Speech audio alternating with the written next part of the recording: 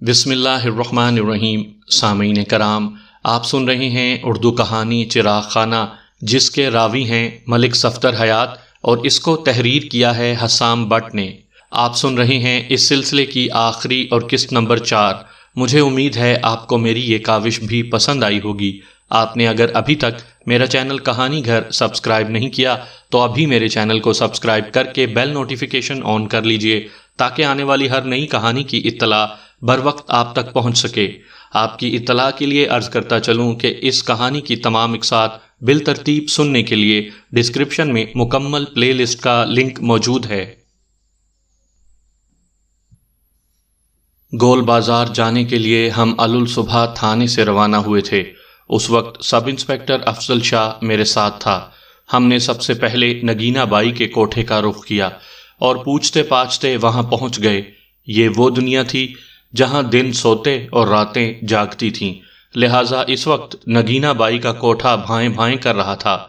میرا یہاں آنے کا مقصد محض اس بات کی تصدیق کرنا تھا کہ 8 اکتوبر کی رات سجاول نے اپنے ساتھیوں ماجد اور صفدر کے ہمراہ یہاں رات گزاری تھی یا نہیں۔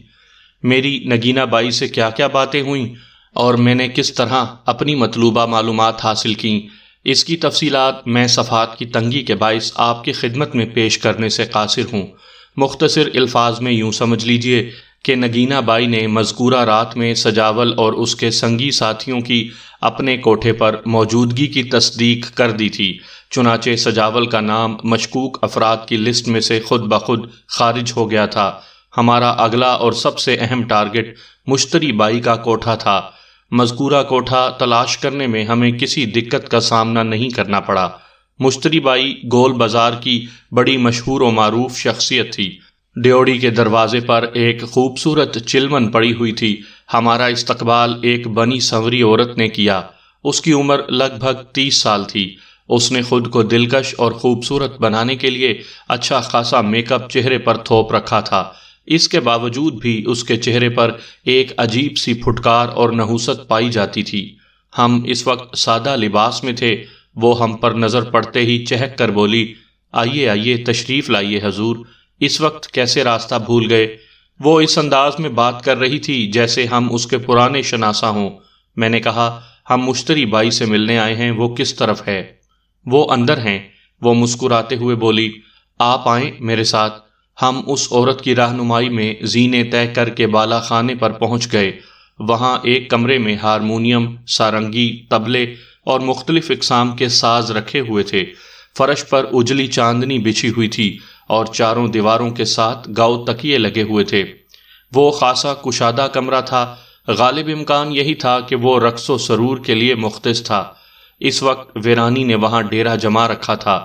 اس حال نما کمرے سے گزر کر ہم آگے بڑھے تو اس عورت نے ایک دروازے کے جانب اشارہ کرتے ہوئے ہمیں مطلع کیا، بائی جی اس کمرے میں ہیں۔ ہم اندر داخل ہو گئے۔ وہ کمرہ ڈرائنگ روم اور بیڈ روم کی ملی جلی شکل تھا۔ ایک عمر رسیدہ عورت بھڑکیلا لباس زیب تن کیے ایک منقش مسحری پر نیم دراز تھی اور بالکل مردانہ انداز میں اپنے سامنے رکھے ہوئے حقے سے کش لگا رہی تھی۔ وہ بھاری تن و توش کی مالک ایک ٹھسے دار عورت تھی۔ اس کے ٹہکے اور شان و شوکت کو دیکھتے ہی مجھے اندازہ ہو گیا کہ وہ مشتری بائی ہی تھی۔ کمرے میں اس کے علاوہ استاد ٹائپ کا ایک شخص بھی موجود تھا۔ ہمارے ساتھ آنے والی عورت نے ہمیں اس کمرے کے ایک صوفے پر بٹھایا اور خود بھی ہمارے قریب ہی بیٹھ گئی۔ اس کی حرکات و سکنات سے میں نے اندازہ لگایا کہ وہ ہمیں بھی کوئی گاہک ہی سمجھ رہی تھی۔ مشتری بائی نے نگاہ اٹھا کر ہمیں دیکھا، پھر سوالیہ نظر سے ہمارے ساتھ آنے والی عورت کو دیکھنے لگی۔ وہ جلدی سے بولی، بائی جی یہ خاص طور پر آپ سے ملنے آئے ہیں۔ میں نے تعارف کرواتے ہوئے کہا، میرا نام ملک صفدر حیات ہے، یہ میرے ساتھ ASI افضل شاہ ہے، ہم ایک خاص مقصد سے آپ کے پاس آئے ہیں۔ پھر میں نے اس استاد ٹائپ آدمی کی طرف دیکھتے ہوئے اضافہ کیا، ہم تنہائی میں بات چیت کرنا چاہتے ہیں۔ مشتری بائی نے اس عورت اور مرد دونوں کو وہاں سے چلے جانے کا حکم دیا، پھر میری جانب دیکھتے ہوئے بولی، سب انسپکٹر کا تعارف تو آپ نے کروا دیا لیکن اپنے بارے میں کچھ نہیں بتایا۔ میں نے کہا، میں اس تھانے کا انچارج ہوں جہاں افضل شاہ صاحب انسپکٹر ہیں۔ او تھانے دار صاحب، وہ سیدھی ہو کر بیٹھ گئی۔ کہیے کیسے تشریف آوری ہوئی؟ ہم ایک قتل کے کیس کی تفتیش کر رہے ہیں۔ اللہ خیر کرے، کون قتل ہو گیا ہے؟ میں نے بتایا، چودھری نیاز علی، ساکن چک نمبر 32۔ کیا کہا؟ اس کا منہ کھلے کا کھلا رہ گیا۔ میں نے اضافہ کیا، اور ہمیں نازلی کی تلاش ہے۔ نازلی؟ اس نے خواب ناک لہجے میں کہا اور خیالوں میں کھو گئی۔ کافی دیر تک وہ گمسم سی رہی، پھر جیسے اسے ہوش آ گیا، جلدی سے مستفسر ہوئی، نازلی کو کیا ہوا ہے؟ یہ تو اسی وقت پتہ چلے گا جب وہ ہمارے ہاتھ آئے گی۔ ہاتھ آئے گی؟ کیا مطلب؟ میں نے بتایا، چودھری نیاز علی قتل ہو چکا ہے اور نازلی اسی روز سے غائب ہے۔ اس نے پوچھا، یہ کب کی بات ہے؟ میں بغور اس کی ایک ایک حرکت کا جائزہ لے رہا تھا۔ مجھے اس کے رد عمل پر کہیں بھی مصنوعی پن یا اداکاری نظر نہیں آئی۔ یا تو وہ کمال کی اداکارہ تھی، یا پھر وہ واقعی چودھری نیاز علی کے قتل اور نازلی کی پر اسرار روپوشی سے ناواقف تھی۔ میں نے مختصر مگر جامع الفاظ میں اسے چودھری نیاز علی کو پیش آنے والے واقعات کے بارے میں بتایا۔ وہ پوری توجہ سے ایک ایک بات سنتی رہی۔ جب میں اپنا بیان ختم کر چکا تو اس نے ایک ٹھنڈی سانس خارج کرتے ہوئے کہا، ہائے ظالم، تم کہاں ہو؟ میں فوری طور پر سمجھ نہ سکا کہ وہ کس ظالم کو اتنے حسرت ناک انداز میں یاد کر رہی تھی۔ تھوڑی دیر کے بعد وہ سحر زدہ سی آواز میں بولی، اس کوٹھے کی ساری رونقیں نازلی کے دم سے تھیں۔ جب سے وہ گئی ہے یہ کوٹھا اجڑ کر رہ گیا ہے۔ میرے پاس ایک سے ایک طرح دار لڑکی موجود ہے، لیکن وہ بات کہاں جو نازلی کے دم سے تھی۔ وہ تو 14ویں کا چاند تھی، باقی سب ستارے ہیں۔ میں نے کہا، جب تمہاری جان اور تمہارے کوٹھی کی آن بان نازلی میں اٹکی ہوئی تھی تو پھر تم نے اس کا سودا ہی کیوں کیا تھا؟ میں کیا کرتی؟ وہ بے بسی سے بولی، یہاں سب خریدار بن کر آتے ہیں۔ نازلی پر بھی وہ بڈھا کھوسٹ چودھری نیاز علی مر مٹا تھا، اسے اپنی حویلی کی زینت بنانا چاہتا تھا، پھر اس نے رقم بھی اتنی لگا دی تھی کہ میں لالچ میں آ گئی۔ وہ 2500 روپے میرے ہاتھ میں تھما کر نازلی کو لے کر چلتا بنا۔ میں نے اپنے ہاتھوں کو نوٹوں سے بھر کر نازلی کو ہاتھ سے کھو دیا۔ کاش اس وقت میری مت نہ ماری گئی ہوتی۔ نازلی میرے پاس رہتی تو میں کئی ہزار کما سکتی تھی۔ اس کا قدم بڑا برکت والا تھا۔ اس کے جانے سے تو یہاں کی بہار پر بھی خزاں آ گئی ہے۔ ایک طرف میں نے اپنا سکھ چین کھو دیا، دوسری جانب دشمنیاں الگ مول لی۔ وہ اچانک خاموش ہو کر خلا میں تکنے لگی۔ میں نے اسے متوجہ کرتے ہوئے پوچھا، تم کون سی دشمنیوں کا ذکر کر رہی ہو مشتری بائی؟ وہ ایک سرد آہ بھر کر بھولی، کس کس دشمنی کا بیان کروں تھانے دار صاحب؟ ایک خلقت نازلی کے پیچھے ہاتھ دھو کر پڑی ہوئی تھی، اس کے بے شمار دیوانے تھے۔ ملک نظام دین تو خون خرابے پر اتر آیا تھا۔ مجھے ایک دم جھٹکا سا لگا۔ ملک نظام دین کا نام سن کر میں الرٹ ہو گیا تھا۔ میں نے جلدی سے پوچھا، یہ ملک نظام دین کا کیا قصہ ہے؟ وہ بھی نازلی کا طلبگار تھا، مشتری بائی نے بتایا۔ وہ مجھے 3000 روپے دینے کے لیے تیار تھا، لیکن اس نے یہ پیشکش کرنے میں بہت دیر کر دی تھی۔ میں چودھری نیاز علی کو زبان دے چکی تھی، اپنی زبان سے نہیں پھر سکتی تھی۔ وہ ایک لمحے کو رک کر بھرائی ہوئی آواز میں بولی، ملک صفدر حیات صاحب، میں نے 1902 میں اپنے پیروں میں گھنگرو باندھے تھے، جو بڑے تواتر کے ساتھ 1920 تک ہر رات چھنکتے رہے۔ میرے کوٹھے پر ہر قسم کے افراد آتے رہے، بھنگی چمار سے لے کر ڈپٹی کمشنر تک۔ میں سب کو سر آنکھوں پر بٹھاتی رہی، لیکن کوئی ایک شخص بھی یہ ثابت نہیں کر سکتا کہ میں نے کبھی وعدہ خلافی کی ہو۔ پھر میں چودھری نیاز علی کو زبان دے کر کیسے مکر جاتی؟ لیکن ملک نظام دین بھی یہی چاہتا تھا، اور جب میں نے اس کا مطالبہ ماننے سے صاف انکار کر دیا تو وہ ہنگامہ آرائی پر اتر آیا تھا۔ بہرحال میں نے کسی نہ کسی طرح صورتحال کو سنبھال لیا تھا۔ اس کے علاوہ بھی نازلی کے کئی با اثر طلبگار مجھے دھمکیاں دیتے رہے کہ وہ مجھے جان سے مار دیں گے۔ آخر کس کس کا ذکر کروں؟ اس کا طویل جذبات انگیز بیان ختم ہوا تو میں نے کہا، فی الحال تو ملک نظام دین کا ذکر خیر ہی کرو۔ وہ حیرت سے آنکھیں پھیلا کر مجھے دیکھنے لگی۔ میں نے پوچھا، ملک نظام دین کا جغرافیہ کیا ہے؟ اس کی آنکھوں میں الجھن تیر گئی۔ میں نے واضح طور پر محسوس کیا کہ وہ میری بات کا مطلب نہیں سمجھ سکی تھی۔ میں نے اپنی بات کی وضاحت کی تو اس نے بتایا، ملک نظام دین موضع شاہ پور کا رہنے والا ہے، یقیناً وہ وہاں کا چودھری ہوگا۔ مشتری بائی نے بتایا وہ شاہپور کا بہت بڑا زمیندار ہے، ادھر شہر میں اس کے 2 کارخانے بھی ہیں۔ شمسو موچی کی زبانی مجھے معلوم ہوا تھا کہ اس سے چودھری نیاز علی کی حویلی کا پتہ پوچھنے والے دونوں اجنبی بندے ملک نظام دین اور شاہپور کا تذکرہ بھی دبی زبان میں کر رہے تھے۔ میں نے انہی باتوں کو ذہن میں رکھتے ہوئے کہا، مشتری بائی، لگتا ہے کہ تم ملک نظام دین کے بارے میں بہت کچھ جانتی ہو۔ میرا تو پیشہ ہی ایسا ہے کہ اپنے گاہکوں کے بارے میں پوری جانکاری رکھنا پڑتی ہے۔ وہ اپنے مخصوص لہجے میں بولی۔ میں نے پوچھا، پھر تو تم جبرو اور رنگو نامی افراد کے بارے میں بھی ضرور جانتی ہوگی۔ اے وہ مردود، مشتری بائی ناک چڑھا کر بولی، وہ دونوں شیطان تو ملک نظام دین کے خاص چمچے ہیں، 1 نمبر کے بدماش اور لفنگے۔ ملک انہی کے بلبوتے پر تو اپنی دھاک قائم رکھے ہوئے ہے۔ میں نے مشتری بائی کو یہ بتانا ضروری نہیں سمجھا کہ رنگو اور جبرو وقوعہ کی شام مقتول چودھری کا پتہ پوچھتے پھر رہے تھے۔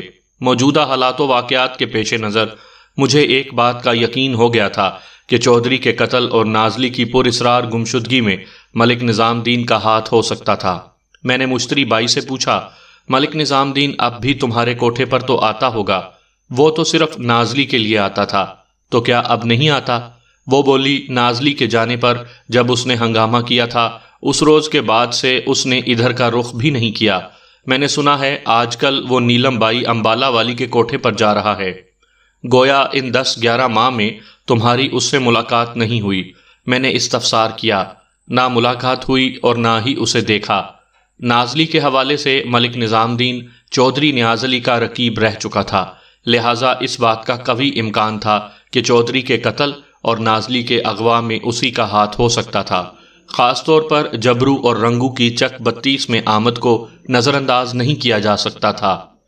میں نے مشتری بائی سے پوچھا، تم اتنا تو بتا سکتی ہو کہ ملک نظام دین سے کہاں بات ہو سکتی ہے؟ وہ عام طور پر اپنے گاؤں میں ہی رہتا ہے، یعنی شاہپور میں۔ جی ہاں، وہیں۔ تھوڑی دیر تک ہمارے درمیان چودھری نیاز علی، نازلی اور ملک نظام دین کے بارے میں مختلف نوعیت کی باتیں ہوتی رہیں۔ چودھری تو اب دوسری دنیا میں پہنچ چکا تھا، ملک نظام دین سے میں کسی وقت بھی شاہپور جا کر مل سکتا تھا۔ مشتری بائی کو گھسنے کا واحد مقصد یہی تھا کہ اگر وہ نازلی کے بارے میں کچھ جانتی تھی تو مجھے معلوم ہو جائے گا، لیکن 2 گھنٹے کی گفتگو کے بعد میں نے اندازہ لگا لیا کہ وہ واقعی نازلی کے بارے میں کچھ نہیں جانتی۔ میری کریت کو دیکھتے ہوئے اس نے رضاکارانہ طور پر اپنے کوٹھے کا ایک چپا ہمیں ملاحظہ کروایا تاکہ ہمارا شک دور ہو سکے۔ اس روز شاہپور جا کر ملک نظام دین سے ملنا ممکن نہیں تھا، اس لیے ہم نے واپسی کا قصد کیا۔ ہم مشتری بائی کے کوٹھے سے رخصت ہونے لگے تو اس نے حسرت بھرے لہجے میں کہا، اگر نازلی کا کوئی سراغ مل جائے تو آپ مجھے ضرور بتائیے گا۔ میں نے انکار یا اقرار میں جواب دینے کے بجائے کہا، تم دعا کرو کہ جلد از جلد ہمیں مل جائے۔ سب انسپکٹر افضل شاہ نے مزید کہا، اور یہ بھی دعا کرنا کہ وہ ہمیں زندہ سلامت ملے۔ مشتری بائی گھبراہٹ امیز انداز میں زیر لب بدبدائی۔ یقیناً اس نے نازلی کی سلامتی کے لیے دعائیہ کلمات ادا کیے ہوں گے۔ ہم اس الفاظ پر دھیان دیے بغیر بالا خانے سے نیچے اتر آئے۔ میرے تھانے کی حدود میں کوئی اخبار شائع نہیں ہوتا تھا، البتہ لاہور سے چھپنے والے اخبارات میں سے 1-2 کے نمائندے اس وقت علاقے میں موجود تھے۔ ان دنوں لاہور سے نوائے وقت، ملت، احسان اور زمیندار وغیرہ شائع ہوا کرتے تھے۔ میں نے چودھری نیاز علی کی حویلی سے اس کی جو تصویر حاصل کی تھی، اس میں سے نازلی کی تصویر پھاڑ کر فوٹوگرافر سے اس کی کئی کاپیاں تیار کروا لی۔ میں ایس پی علاقے کو ہر دوسرے دن اپنی کارکردگی کی رپورٹ بھجواتا رہتا تھا۔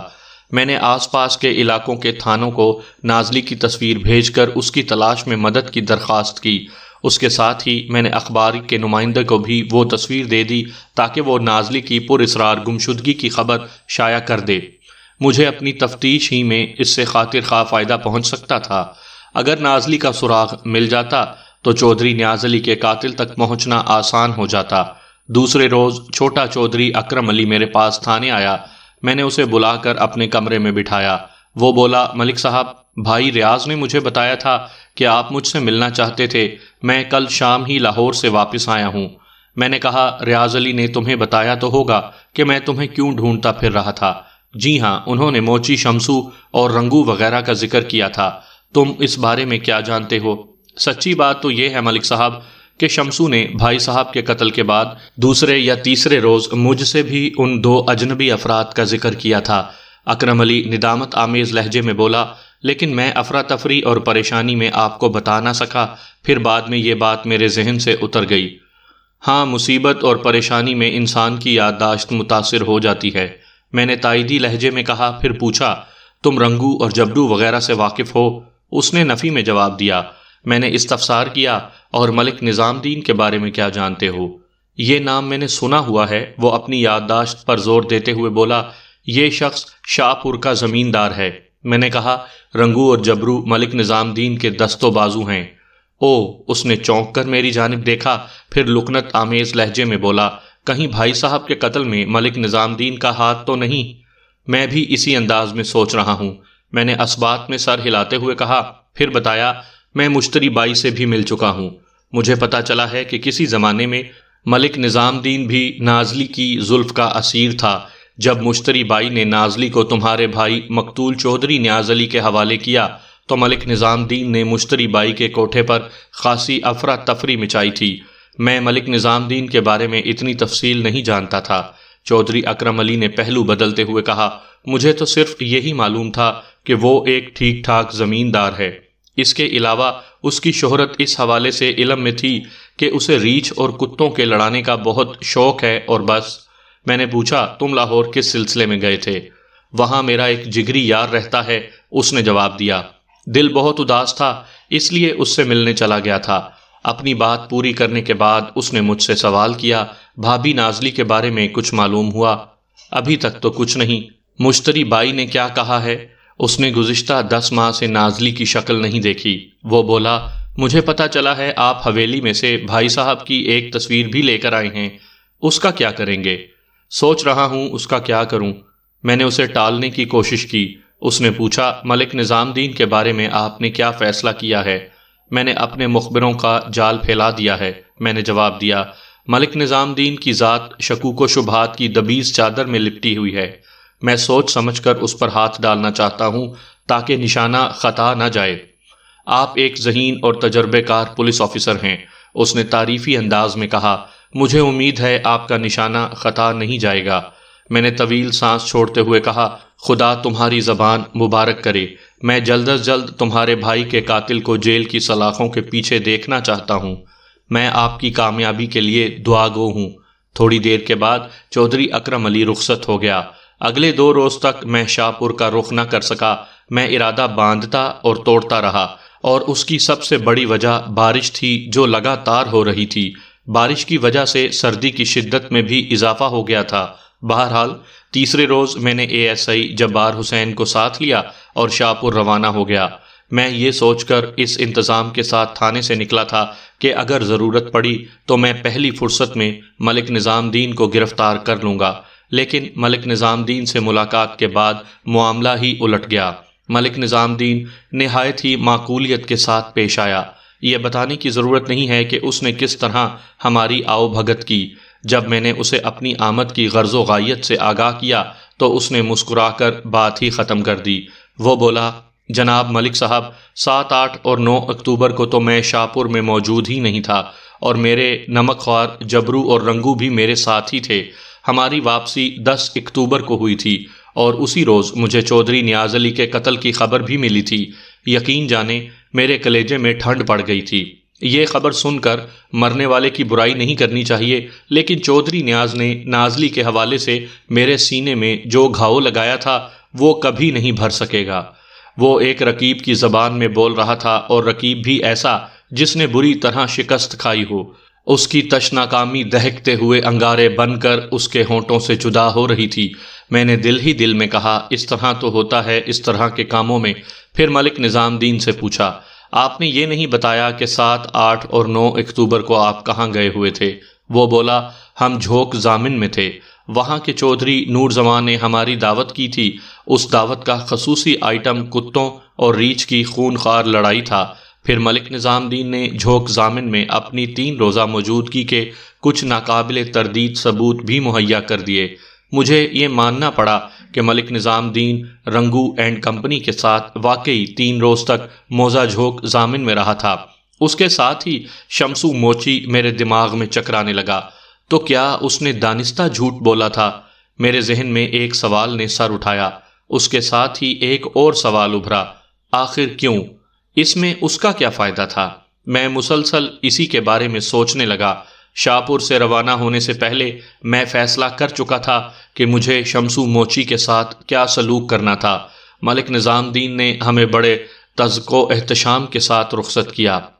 تھانے میں آ کر میں نے ہیڈ کانسٹیبل کو اپنے کمرے میں بلا لیا۔ اس کا نام رفیق چوہان تھا۔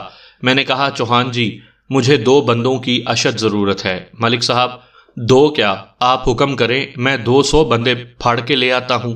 رفیق چوہان چند جماعتیں پڑھا ہوا تھا۔ وہ کسی زمانے میں سپاہی بھرتی ہوا تھا اور ترقی کرتے ہوئے زندگی کے اس حصے میں ہیڈ کانسٹیبل کے عہدے تک پہنچ چکا تھا۔ ویسے وہ بندہ بہت کام کا تھا۔ میں نے کہا، بندے پھاڑ کر لانے کی کوئی ضرورت نہیں ہے، تو پھر انہیں بلا کر لانا ہے۔ ایسا ہی سمجھ لو، میں نے وضاحت کرتے ہوئے کہا۔ پھر اسے تفصیل بتا دی۔ آخر میں نے کہا، دونوں کا تعلق کسی دور دراز کے گاؤں سے ہونا چاہیے۔ وہ اسبات میں سر ہلاتے ہوئے بولا، بالکل سمجھ گیا جناب۔ ایک اونچا لمبا ہو، دوسرے کا قد چھوٹا اور بدن بھاری بھرکم ہو۔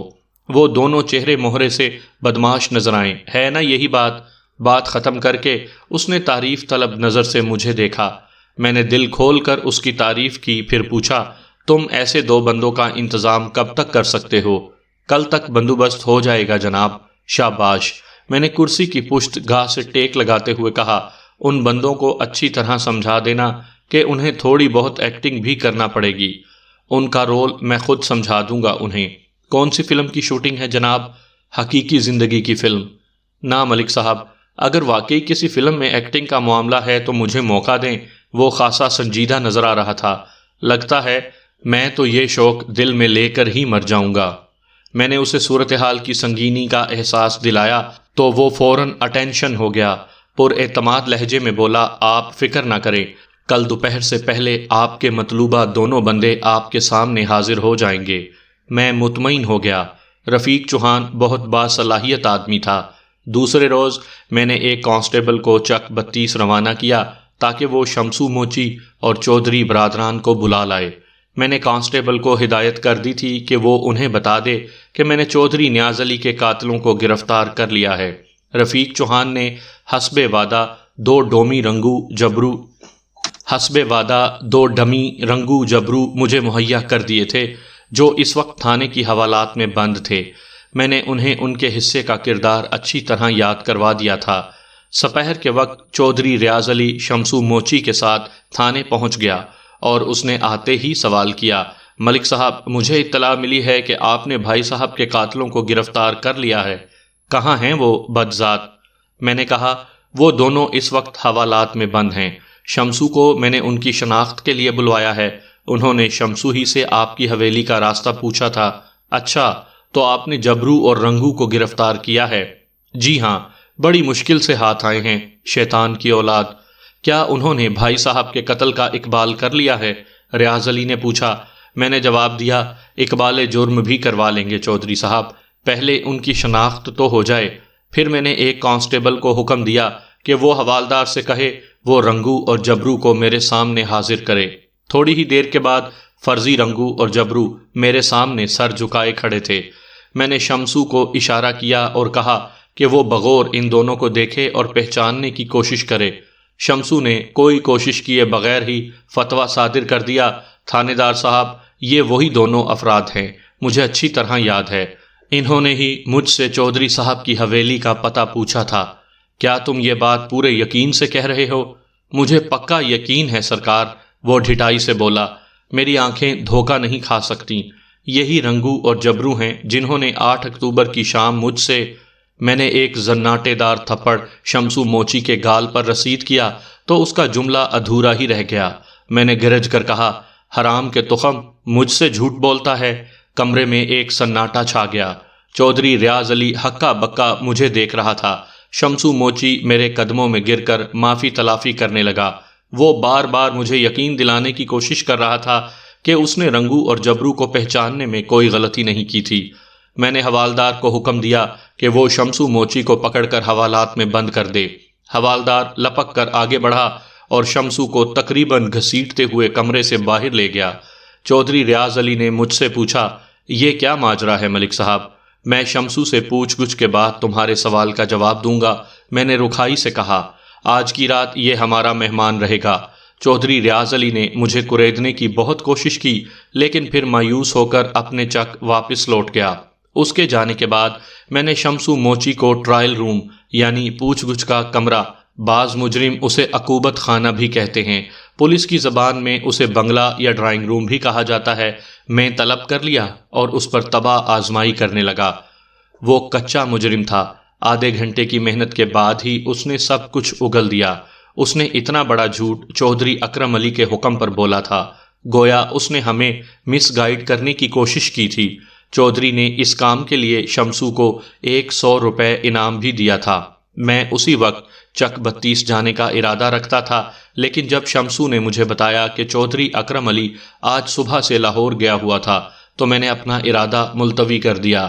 شمسو کو میں نے حوالدار کے حوالے کیا اور آرام کرنے اپنے سرکاری کوارٹر میں چلا گیا۔ اس وقت میرے ذہن میں بس ایک ہی سوال چکرا رہا تھا، چودھری اکرم علی میری تفتیش کی گاڑی کو غلط راستے پر ڈال کر کون سا فائدہ حاصل کرنا چاہتا تھا؟ کیا وہ اپنے بڑے بھائی کے قتل میں ملوث تھا؟ اس سوال کا جواب چودھری اکرم ہی دے سکتا تھا۔ دوسری صبح میں جب چک 32 جانے کا ارادہ کر ہی رہا تھا کہ ایک اہم اور سنسنی خیز اطلاع نے میرے قدموں میں زنجیر ڈال دی۔ نازلی سے متعلق گمشدگی کی خبر اور اس کی تصویر کو شائع ہوئے چند روز گزر چکے تھے۔ ضلع ہیڈ کوارٹر سے ایک اہلکار نے آ کر بتایا کہ انہیں لاہور ضلع ہیڈ کوارٹر والوں نے اطلاع دی تھی کہ نازلی محلہ کرشن نگر کے ایک گھر میں دیکھی گئی تھی۔ لاہور پولیس کے سادہ پوش اہلکار اس گھر کی مسلسل نگرانی کر رہے تھے۔ میں تذبذب کا شکار تھا کہ پہلے لاہور جاؤں یا چک 32 کہ سب انسپیکٹر افضل شاہ نے میری الجھن دور کر دی۔ ملک صاحب، آپ اطمینان سے چک 32 جائیں، لاہور والے معاملے کو میں دیکھ لوں گا۔ شاہ جی، وہ معاملہ بڑا سنگین ہے، اچھی طرح سوچ لو۔ وہ سینہ پھلاتے ہوئے بولا، اچھی طرح سوچ سمجھ کر ہی بات کر رہا ہوں جناب، میں آپ کی توقعات سے بڑھ کر ثابت ہوں گا۔ پھر وہاں لاہور پولیس بھی تو میری معاون ہوگی۔ وہ تو ٹھیک ہے، مگر نازلی والا معاملہ بہت حساس ہے، میں اس حساس کیس کو بڑی نفاست سے ڈیل کروں گا۔ وہ پر اعتماد لہجے میں بولا، آپ بالکل مطمئن ہو کر چھوٹے چودھری کے پیچھے جائیں۔ میں نے افضل شاہ کو ہوشیار قسم کے کانسٹیبلان جمیل احمد اور شرافت علی کے ساتھ لاہور روانہ کرنے کے بعد چک 32 کا رخ کیا۔ حوالدار بہادر علی اور 2 سپاہی میرے ساتھ تھے۔ حویلی میں مقتول چودھری کی بیوہ جمیلہ سے ملاقات ہوئی۔ اس نے بتایا کہ اکرم علی ابھی لاہور سے واپس نہیں آیا تھا اور ریاض علی اس وقت ڈیرے پر تھا۔ میں اپنی نفری کو لے کر سیدھا ڈیرے پر پہنچ گیا۔ چودھری ریاض علی نے ہمارا خیر مقدم کیا اور پوچھا، ملک صاحب خیریت تو ہے؟ آج صبح ہی صبح اکرم علی کہاں ہے؟ میں نے اس کی بات کاٹتے ہوئے سوال کیا۔ وہ تو لاہور گیا ہوا ہے۔ حوالدار بہادر علی نے کہا، لاہور میں اس کی کون سی بے بیٹھی ہوئی ہے، وہ وہاں کچھ زیادہ ہی نہیں جانے لگا؟ چودھری نے ناگواری سے حوالدار کی طرف دیکھا اور مجھ سے پوچھا، ملک صاحب شمسو کو آپ نے ابھی تک چھوڑا نہیں؟ وہ تو اب سمجھو لمبا ہی گیا، حوالدار نے اضافہ کیا، اور چودھری اکرم علی کی بھی خیر نہیں ہے۔ یہ سب کیا ہو رہا ہے ملک صاحب؟ ریاض علی کا لہجہ حیرت میں ڈوبا ہوا تھا۔ میں نے اس کے سوال کو نظر انداز کرتے ہوئے کہا، میں تمہارے ڈیرے کی تلاشی لینے آیا ہوں۔ تلاشی؟ اس پر حیرتوں کے پہاڑ ٹوٹ رہے تھے۔ تلاشی کی کیا ضرورت پیش آ گئی جناب؟ میں نے کہا، تمہارے سوال کا جواب میں ضرورت پوری ہونے کے بعد دوں گا۔ ایک لمحے کے توقف سے میں نے پوچھا، کیا تمہیں کوئی اعتراض ہے؟ وہ متامل لہجے میں بولا، نہیں جناب، مجھے بھلا کیا اعتراض ہو سکتا ہے؟ ہم اگلے ہی لمحے ڈیرے کا کونا کونا چھان رہے تھے۔ آدھے گھنٹے کی تلاش بسیار کے بعد صرف ایک ہی کام کی چیز ڈیرے سے برآمد ہو سکی، اور وہ چیز بہت ہی زیادہ کام کی تھی، جسے ایک کپڑے میں لپیٹ کر چھت کی کڑیوں میں چھپایا گیا تھا۔ وہ 8 انچ پھل والا ایک تیز دھار خنجر تھا۔ خنجر کے پھل پر دستے کے قریب خشک خون کے آثار بھی موجود تھے۔ خنجر کے پھل کی حالت سے اندازہ ہوتا تھا کہ اسے باعجلت کسی کپڑے سے رگڑ کر صاف کیا گیا ہے۔ میری نگاہ میں مقتول چودھری کی مسحری کی وہ چادر گھوم گئی جہاں مجھے کسی خون آلود چیز کے پہنچنے کے دھبے دکھائی دیے تھے۔ یہ خنجر تمہارا ہے؟ میں نے وہ خنجر ریاض علی کی آنکھوں کے سامنے لہراتے ہوئے پوچھا۔ اس نے نفی میں جواب دیا۔ میں نے سخت لہجے میں کہا، پھر یہ خنجر تمہارے چھوٹے بھائی اکرم علی کا ہوگا۔ جناب، میں تو اسے پہلی مرتبہ دیکھ رہا ہوں۔ میں نے گھمبیر لہجے میں کہا۔ چودھری ریاض علی، شمسو نے تفتیش کے دوران میں مجھے بتایا ہے کہ اس نے 100 روپے کے عوض وہ جھوٹ بولا تھا، یعنی رنگو اور جبرو کی آمد کے بارے میں اطلاع دینے کا جھوٹ۔ تمہیں معلوم ہے اس نے یہ غلط بیانی کس کی ایما پر کی تھی؟ ایک لمحے کو رک کر میں نے اس کے چہرے کے تاثرات کا جائزہ لیا، پھر کہا، ایسا کرنے کے لیے چودھری اکرم علی نے اسے پورے 100 روپے انعام میں دیے تھے۔ یہ کیسے ہو سکتا ہے؟ وہ ایسے اچھلا جیسے کسی بچھو نے ڈنک مار دیا ہو۔ اکرم علی یہ حرکت کیسے کر سکتا ہے؟ ہماری تفتیش کو غلط رخ پر ڈالنے کے لیے۔ مگر کیوں؟ وہ ہتھے چڑھ جائے تو تمہاری کیوں کا جواب بھی مل جائے گا۔ وہ پریشانی سے اپنی پیشانی کو مسلنے لگا۔ میں نے کہا، چودھری ریاض علی، مجھے شبہ ہے کہ اکرم علی مقتول چودھری علی کے قتل میں ملوث ہے۔ یہ کیسے ممکن ہے جناب؟ اس دنیا میں سب کچھ ہوتا رہا ہے پیارے، میں نے معنی خیز انداز میں کہا۔ چودھری ریاض علی مسلسل نفی میں سر ہلائے جا رہا تھا۔ ہم حویلی میں رک کر سپہر تک اکرم علی کی واپسی کا انتظار کرتے رہے۔ وہ جب نہیں آیا تو میں نے حوالدار کو ماں دونوں سپاہیوں کے وہیں چھوڑا اور خود تھانے آ گیا۔ میں نے حوالدار کو ہدایت کر دی تھی کہ جیسے ہی اکرم علی وہاں پہنچے وہ فی الفور اسے گرفتار کر کے تھانے لے آئے۔ سب انسپکٹر افضل شاہ کی واپسی رات 9 بجے کے قریب ہوئی۔ میں آرام کرنے کے لیے اپنے کوارٹر میں جا چکا تھا کہ ایک کانسٹیبل نے افضل شاہ کی آمد کی اطلاع دی۔ میں نے فوراً اپنی وردی پہنی اور تھانے آ گیا۔ افضل شاہ سرخرو لوٹا تھا۔ اس کے ساتھ لاہور پولیس تھانہ کرشن نگر کا ایک ASI اور 2 سپاہی بھی تھے۔ نازلی اور زاہد نامی ایک شخص بھی ان کے ساتھ تھا۔ زاہد وہی شخص تھا جس کے گھر میں نازلی دیکھی گئی تھی۔ ان کے علاوہ سب سے اہم شخصیت چودھری اکرم علی کی تھی۔ چودھری اکرم علی، زاہد اور نازلی کے ہاتھوں میں ہتھکڑی لگی ہوئی تھی۔ میں نے اکرم علی کی جانب اشارہ کرتے ہوئے افضل شاہ سے پوچھا، یہ رستم خان تمہیں کہاں سے ملا ہے؟ اسی گھر سے جہاں پر چھمک چھلو چھپی بیٹھی تھی۔ افضل شاہ نے نازلی کی طرف اشارہ کرتے ہوئے کہا، انہوں نے زاہد حسین کے گھر کو اپنا ڈیرا بنایا ہوا تھا۔ میں نے حوالدار شیر خان کو بلا لیا۔ اس کی رات کی ڈیوٹی تھی۔ وہ میرے کمرے میں آیا تو میں نے کہا، شیر خان، میں یہ مہمان تمہارے حوالے کر رہا ہوں۔ ان کی خاطر تواضع اور آرام کا خاص خیال رکھنا۔ میں صبح ان سے ملاقات کروں گا۔ آپ فکر ہی نہ کریں ملک صاحب۔ وہ نازلی، زاہد اور اکرم علی کو کڑے تیوروں سے گھورتے ہوئے بولا، میں ان کی ایسی مہمانداری کروں گا کہ یہ ہاتھ لگا لگا کر یاد کریں گے۔ پھر میں نے مختصراً الفاظ میں شیر خان کو صورتحال سے آگاہ کیا۔ وہ اس کیس کی ایک ایک بات سے واقف تھا۔ پوری بات سننے کے بعد وہ سینے پر ہاتھ مارتے ہوئے بولا، آپ اطمینان سے اپنے کوارٹر میں جا کر آرام کریں۔ صبح یہ تینوں بندے آپ کو بالکل تیار ملیں گے، کسی ٹیپ ریکارڈر کی طرح فر فر بولتے ہوئے۔ میں مطمئن ہو کر اپنے کوارٹر میں آ گیا۔ دوسری صبح جب میں تھانے پہنچا تو لاہور سے آنے والے پولیس اہلکار واپس جا چکے تھے۔ حوالدار شیر خان نے رات بھر تینوں مہمانوں کو ایک پل کے لیے بھی سونے نہیں دیا تھا اور زبان کھلوانے کے آزمودہ ہتھ کنڈے ان پر استعمال کرتا رہا تھا۔ نازلی زیادہ سختی برداشت نہیں کر سکتی تھی۔ زاہد بھی چند لاتوں اور گھونسوں کو ہضم کرنے کے بعد منہ کھولنے پر مجبور ہو گیا تھا۔ چودھری نے تھوڑی اڑی تڑی کی تھی، لیکن جب اسے پتا چلا کہ شمسو موچی ہماری حراست میں ہے اور اس نے بھانڈا پھوڑ دیا ہے تو وہ زیادہ دیر تک حوالدار شیر خان کی ترکیبوں کے سامنے ثابت قدم نہ رہ سکا۔ ویسے بھی وہ کوئی عادی مجرم تو تھا نہیں کہ تادیر پولیس کی تفتیش کے سامنے ٹھہر سکتا۔ اس نے سچ بولنے میں ہی عافیت جانی اور اقرار جرم کر لیا۔ اس روز چودھری اکرم علی اور نازلی نے اپنا جو اقبالی بیان ریکارڈ کروایا، میں اسے نہایت ہی مختصر الفاظ میں آپ کی خدمت میں پیش کرتا ہوں۔ نازلی کا تعلق جس دنیا سے تھا وہاں عورت کا کسی ایک کی بن کر رہنا بعید از تصور سمجھا جاتا ہے۔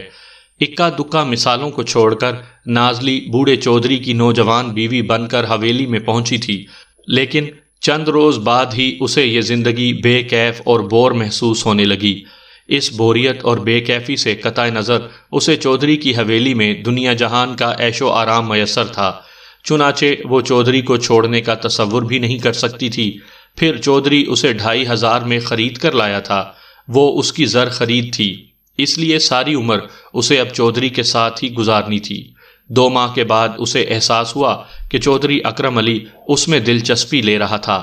لا محالہ وہ بھی ادھر کھنچتی چلی گئی۔ تنہائی کی 1-2 ملاقاتوں کے بعد ہی ان دونوں کو محسوس ہوا کہ وہ ایک دوسرے کے لیے بنائے گئے تھے۔ پھر ان کے درمیان افلاطونی قسم کا عشق پروان چڑھنے لگا۔ کمال مہارت کا مظاہرہ کرتے ہوئے انہوں نے حویلی کے مکینوں کو اپنے تعلقات کی ہوا بھی نہیں لگنے دی تھی۔ پھر ایک روز نازلی نے اکرم علی کو بتایا کہ چودھری نیاز کو ان کی میل ملاقات پر شبہ ہو گیا ہے۔ اکرم نے فوراً تجویز پیش کی کہ وہ دونوں کہیں دور بھاگ جاتے ہیں۔ نازلی نے اس کی تجویز سے اختلاف کرتے ہوئے کہا کہ چودھری دنیا کے آخری کنارے تک ان کا پیچھا نہیں چھوڑے گا۔ کچھ دنوں کی سوچ بچار کے بعد انہوں نے اپنے راستے کا کانٹا چننے کا ایک جامع منصوبہ بنا لیا۔ نازلی کی زبانی اکرم علی کو نیاز علی اور ملک نظام الدین کی رقابت کا قصہ معلوم ہو چکا تھا۔ اس نے اسی آڑ میں بھائی کا کام تمام کر دیا۔ وقوعہ کی رات وہ مقتول چودھری کے بیڈ روم میں ہی چھپا ہوا تھا۔ جب نازلی نے نیاز علی کو بے تحاشا شراب پلا کر مدہوش کر دیا تو اکرم علی نے بڑی چابک دستی سے بھائی کی گردن پر خنجر چلا دیا۔ حویلی کا بیرونی گیٹ اسی نے کھولا تھا، جبکہ وہ دونوں حویلی کے عقبی حصے سے باغ کی دیوار عبور کر کے فرار ہوئے تھے۔ وہ رات نازلی نے ڈیرے پر ہی گزاری تھی۔ دوسرے روز جب میں حویلی میں ضروری کاروائی نمٹا کر واپس تھانے چلا گیا تو وہ نازلی کو اپنے ایک دوست کے پاس لاہور میں محلہ کرشن نگر چھوڑ آیا۔ زاہد حسین اکرم علی کا پرانا دوست تھا اور محلہ کرشن نگر میں اپنی بوڑھی نابینا والدہ کے ساتھ رہتا تھا۔ اپنی ماں کو اس نے یہی بتایا تھا کہ اس کا دوست اپنی بیوی کے ساتھ ان کے یہاں آیا ہے۔ اکرم علی دوسرے تیسرے دن لاہور کا چکر لگا لیتا تھا، اس لیے بوڑھی عورت کو شک نہ ہو سکا۔ ادھر چک 32 میں اکرم علی نے شمسو موچی کے ذریعے ہمیں گمراہ کرنے کی کوشش کی تاکہ ہم بے سمت راستے پر سر پٹکتے ہوئے خجل خوار ہوتے رہیں۔ وہ اپنی سعی میں کافی حد تک کامیاب بھی رہا تھا۔ میرے استفسار پر اکرم علی نے اپنے مستقبل کے منصوبے کے بارے میں کوئی واضح بات نہیں بتائی تھی۔ اس نے بس یہی کہا تھا کہ جب چودھری نیاز علی کے قتل کا معاملہ ٹھنڈا پڑ جاتا تو پھر وہ آئندہ کے لیے لایا عمل تیار کرتے۔ بہرحال وہ نازلی کو دوبارہ حویلی میں لانے کا ارادہ رکھتا تھا، لیکن اس طرح کہ اس کی مظلومیت اور بے گناہی بھی مسلم ہو اور اکرم علی کی اپنی ذات بھی شک و شبے سے بالاتر رہے۔ لیکن اسے بسا آرزو کے خاک شدہ۔ نازلی شمع محفل تھی۔ چودھری نیاز علی نے اسے گھر کی زینت بنانے کی کوشش کی تھی، لیکن اس کے جہان سوز حسن کی بھول بھلائیوں میں کھو کر چودھری اکرم علی چراغ خانہ بن گیا تھا۔ پھر اسی چراغ کی بھڑکتی لو نے سب کچھ جلا کر خاکستر کر دیا۔ برسوں پہلے شاید ایسے ہی موقع کے لیے کسی شاعر نے یہ شعر کہا تھا: دل کے پھپولے جل اٹھے سینے کے داغ سے، اس گھر کو آگ لگ گئی گھر کے چراغ سے۔